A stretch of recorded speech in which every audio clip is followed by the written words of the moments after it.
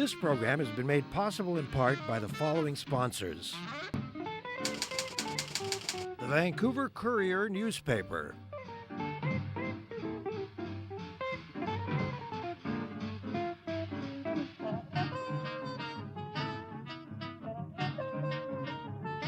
Vancouver lawyers Dumal and Boscovich.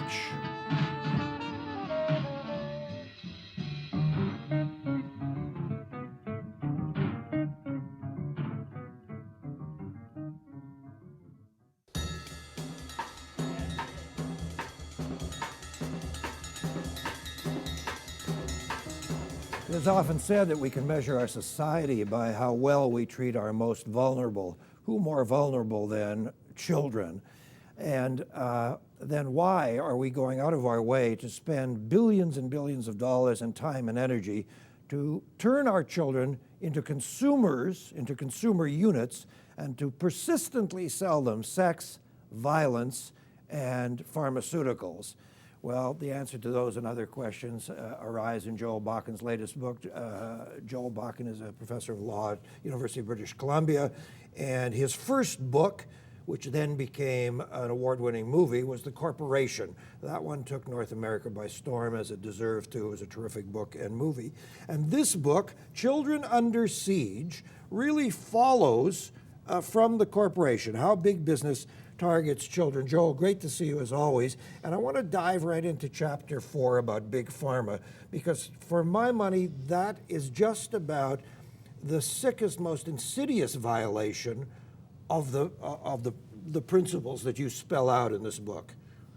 Well, yeah, I mean, it's a sad story, and it's a very disturbing story. If you go back to 1980, it was very rare for a child or even a teenager to be diagnosed with a mental disorder, let alone medicated for that mental disorder.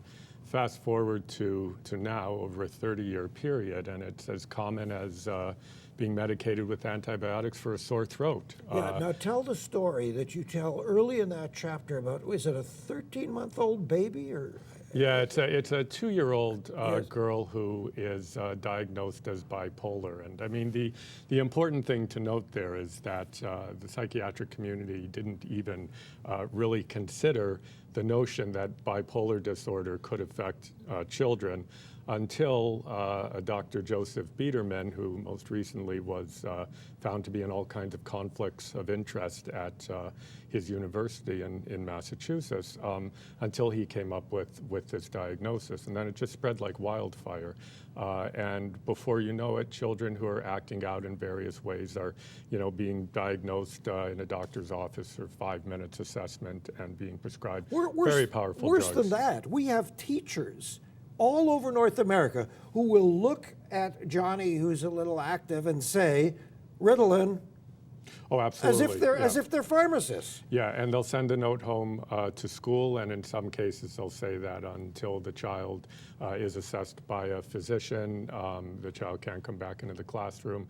There are all kinds of problems. You've got an organization called Teen Screen going around high schools in the United States, handing out surveys, check the box, and yes. Sort of a 30-second check the box diagnosis. Well, you've got some kind of a disorder, and take that home to your parents. They should take you to a child psychiatrist. It's just it's rife. It has become, I think, just normal, a normal part of childhood. Dr. Joseph Biederman is really the poster boy for.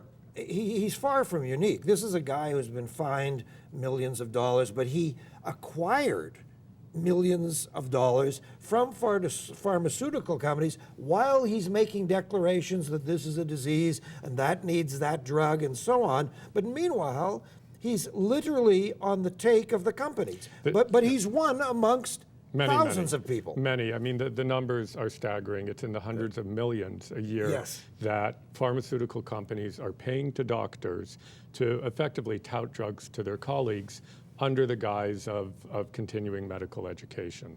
And it's if you pay the piper plays the tune, and it's yet the doctors who are in the seminars and at the conferences and whatnot don't necessarily know that the person they're listening to saying this drug is a miracle drug is actually on the payroll of the company that manufactures One of the things drug. that I find most disturbing, you touched on it, but you didn't explode it in the book. The book is marvelous, by the way. Thank you. Is how the media slavishly follows this idiocy. Now, look, years ago, I worked in Toronto for an agency that placed people in the ad business.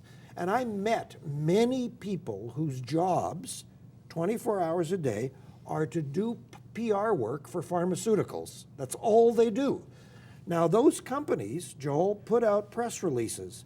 The Vancouver Sun and other allegedly reputable newspapers take these press releases, don't examine where they come from or what they're, and print them under the heading science. Don't get me started on this one. It's a huge issue. I deal with it probably in more detail in the corporation. And in this book, I lead the book off by saying when it comes to kids, probably the main variable that the media and marketers target is parental fears, right? If you trump up a fear that your child might have a mental disorder, you as a parent are going to be worried. You're going to be going to the doctor. Right. If you downplay a fear about the negative side effects of the drugs, then you're not going to worry about them. And the pharmaceutical industry has been very, very good at getting their message out. There are PR firms that are devoted solely to doing the work. They're called medical communications firms. Exactly. And not only do they write press releases, but the really nasty thing is they actually write articles that get published in medical journals. As if they are scientific. And the companies then hire doctors Yes. to put their names on those articles, called ghostwriting. Yes. And the doctors are paid to put their names on articles that they had nothing to do with. Joel, you spell out clearly that doctors are being given golf tournaments, booze, trips, seminars, women. Well, David Healy, one of the people who I speak with, he's the former secretary of the British Psychopharmacological Association, Yes. A really smart psychiatrist who has been all over this issue. And he says, it was very seductive. When he was a young researcher, he'd go to these conferences and there would be these very attractive representatives from the drug companies hanging on every word and making him feel very smart and flattering him as they ate their lavish dinners, the bill picked up by the drop companies and so on and leaning so forward, forth. as Elaine does Perhaps. with Russell Dalrymple. Leaning forward and showing a bit of... Over that fateful over the pasta primavera. Yeah, the That's pasta right. primavera. I remember that episode. That's right. Exactly. So you mentioned 1980 when you first spoke a few moments ago, and you have chosen 1980 as a kind of turning point in the way society looks at children.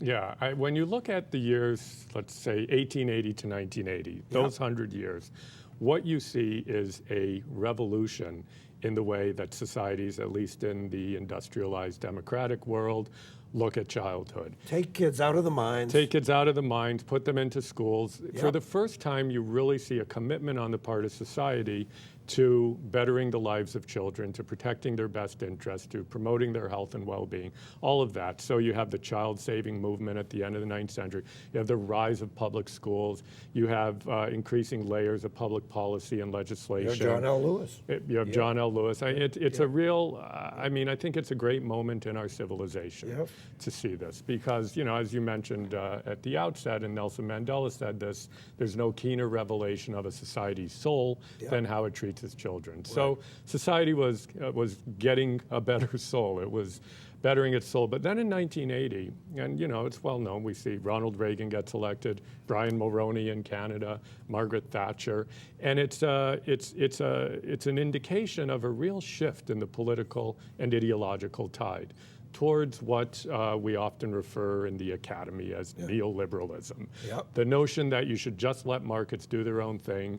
There's no place for governments to try to defend the public interest.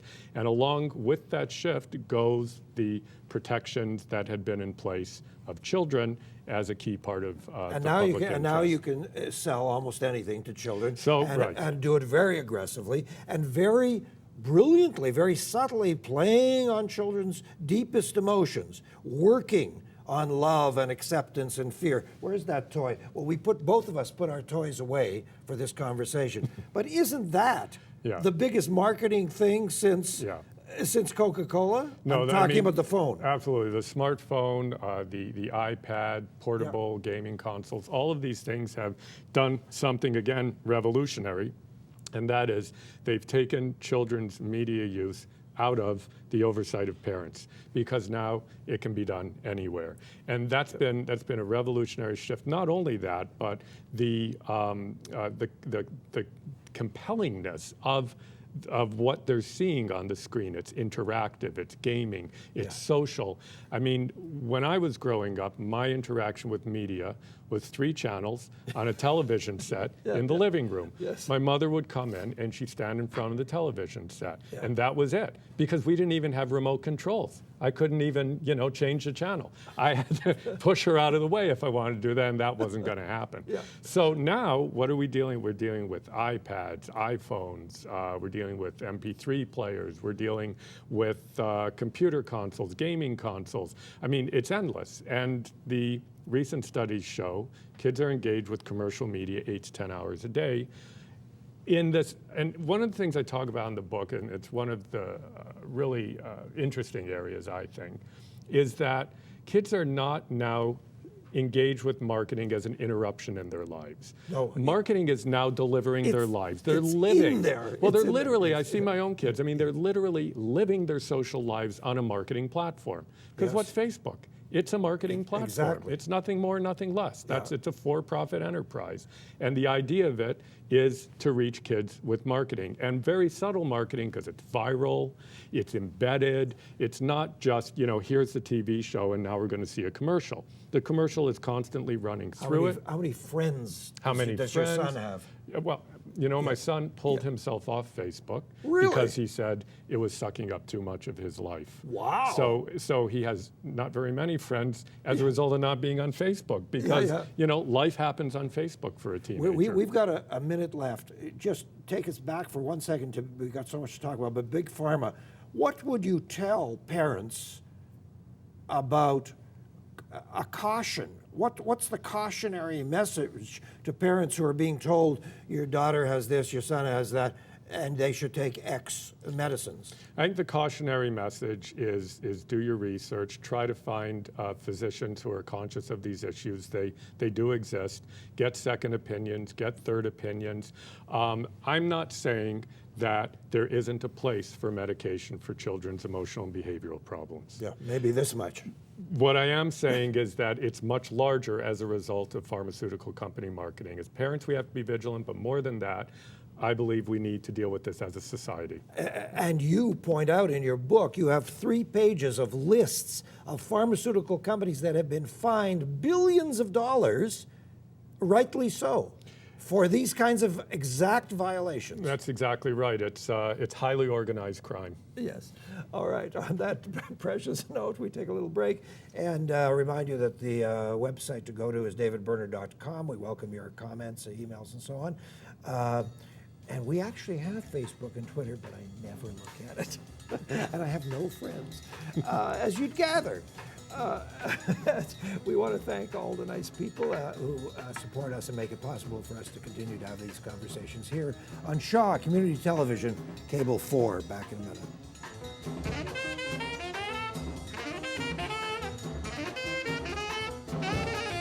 KCM Wealth Management.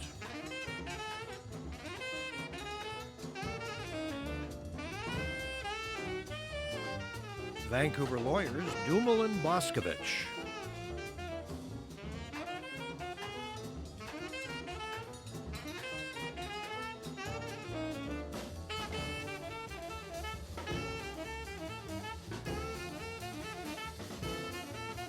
The Vancouver Courier newspaper.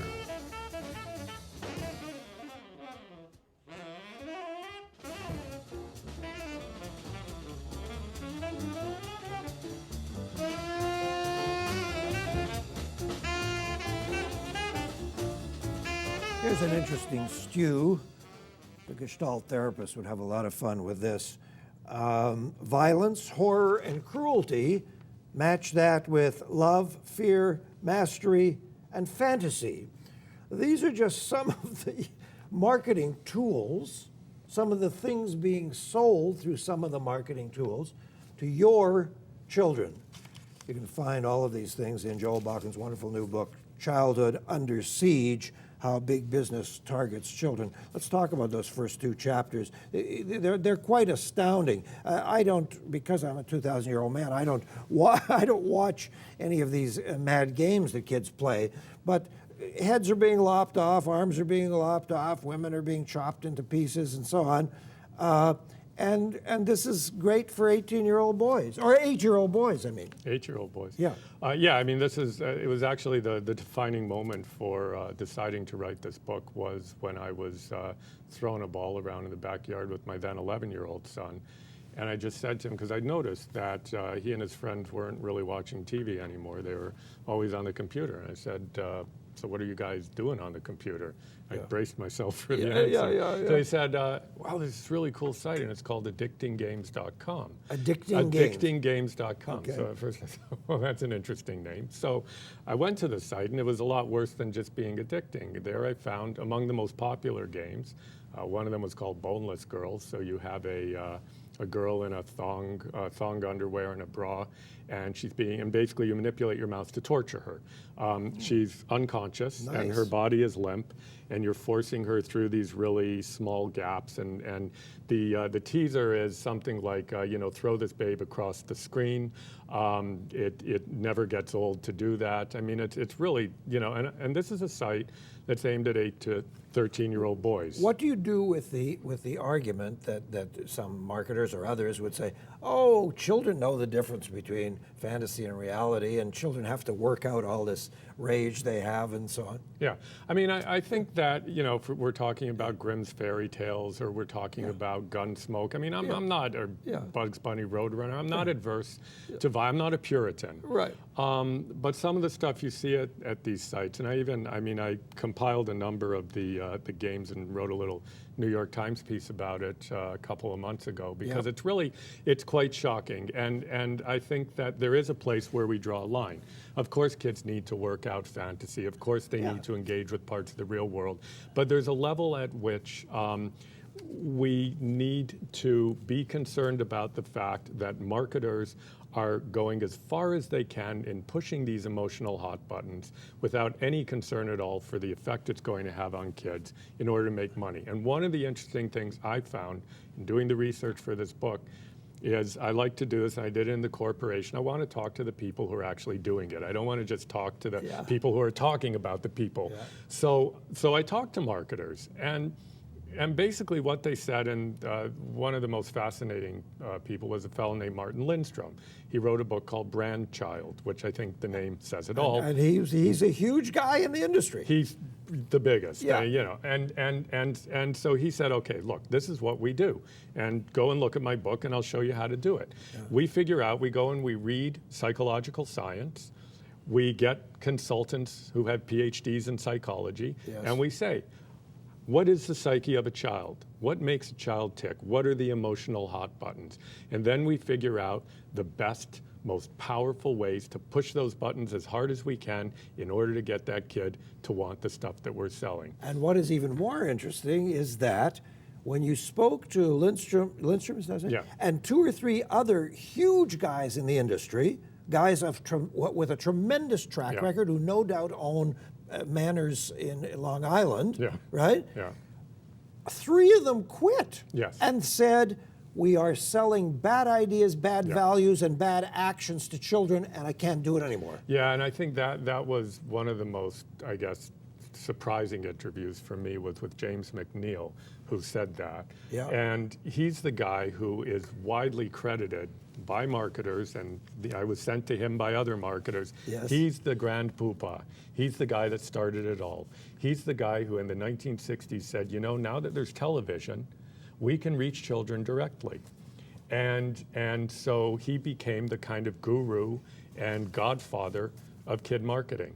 Yes. And when I caught up with him, he's in his 70s now. He was in the middle of writing a book called Marketing Man, which is a semi-autobiographical novel that's one long mea culpa.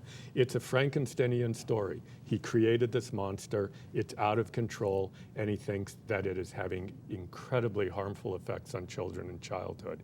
And so he's one of the most interesting characters in the book. One of the viral, one of the internet things that you talk about that I completely had no awareness of was Neopets. Yeah.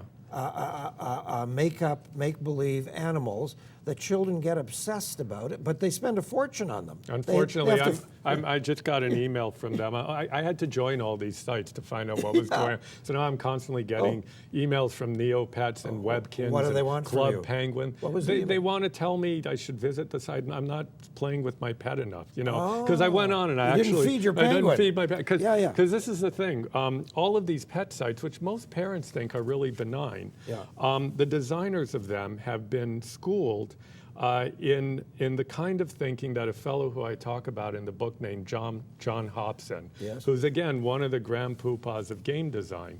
And what he says is what we need to do is we need to go back to behaviorist psychology.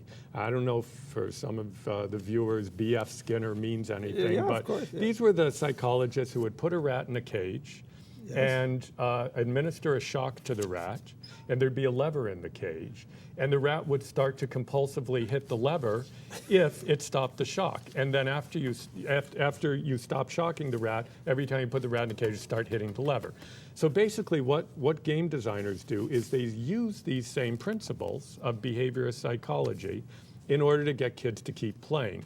And one of the most powerful principles is called the adverse effect schedule. And it's like the shocking. What that means is that if you create emotional pain to a child, if they stop playing, then they will keep playing to avoid that emotional pain. And what most of these pet sites do is they use that in one form or another. So you'll adopt and create a virtual pet. And as a child, that'll mean a lot to you. You'll be told by the site, if you don't visit the site enough, your pet will suffer, die, your pet will get sick. If you don't buy food, which you need to actually pay money for, real money, or visit advertiser sites in order to.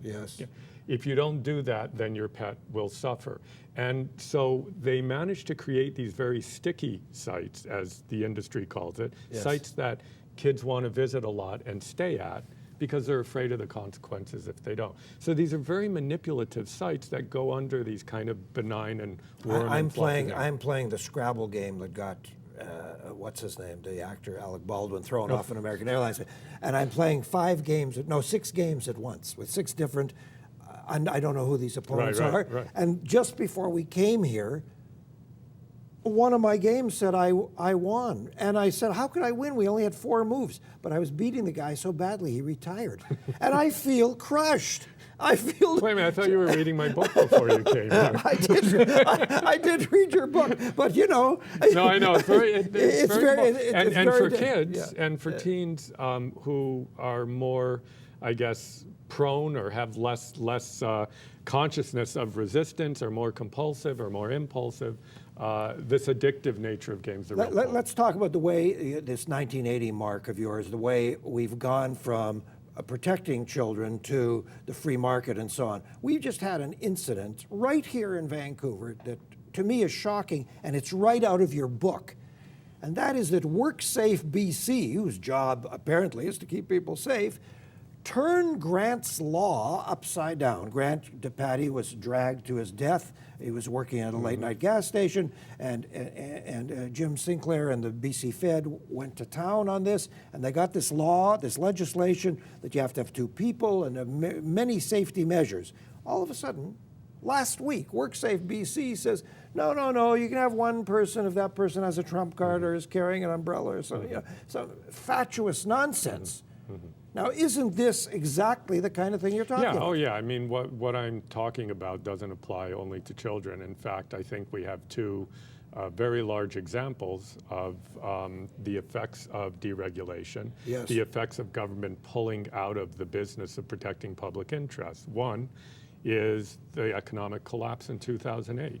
You can draw a link, and in the corporation I draw the link to Enron, Yes. but you can draw it to Wall Street more generally, of increasing retreat by government, increasing ineffectiveness of the Security Exchange Commission.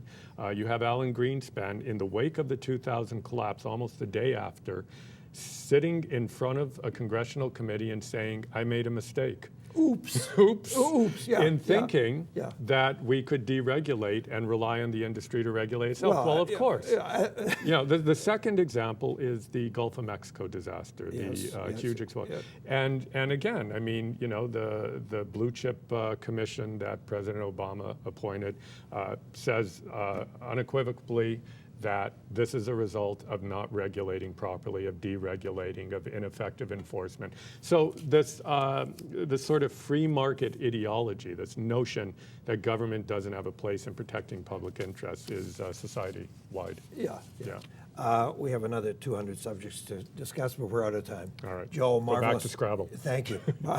Thank you. Marvelous stuff. A great Thank book. you. Children Under Siege, Boys and Girls, that's the name of the book. How Big Business Targets Children. Joel Bakan is the author. Next week we'll do a rerun show. It's the Christmas holidays, so we will rerun the conversation we had with Susan Lambert, the president of the BC Teachers Federation, in which we try to determine if BC Teachers Fed and the provincial government will ever stop fighting. I've lived here 50 years. They've been fighting all that time. Thanks for being with us. DavidBerner.com is the site to go to. And again, we thank our sponsors for helping us bring this program to you. Pleasure to be with you here this evening on Shaw Community Television, Cable 4. Good night.